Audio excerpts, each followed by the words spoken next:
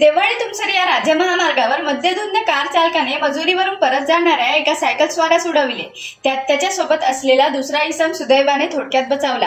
त्यापूर्वी शाळेतून कर्तव्य बजावून परत येणाऱ्या शिक्षकाला कारने कट मारली। सुदैवाने ते शिक्षकही थोडक्यात बचावले। कारने धडक दिल्यानंतर कार चालक घटनास्थळावरून फरार झाले। गंभीर जखमी त्या मजुराला भंडारा येथे रेफर करण्यात आले आहे। या अपघातात गंभीर जखमी त्या मजुराचे नाव मनोज परसागडे, राहणार माकडे नगर तुमसर असे आहे। मनोज हा देवाडी येथील एका रेस्टॉरंटमध्ये नोकरी करतो। सायंकाळी तुमसर येथे घरी जाण्याकरिता मनोज व त्याचा एक मित्र सायकलने निघाले।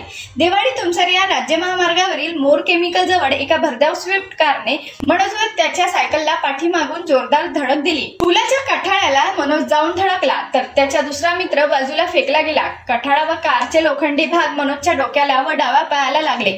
त्यात तो गंभीर जखमी झाला। अपघातानंतर कार चालक विनोबा भावे बायपास रस्त्याने पसार झाले।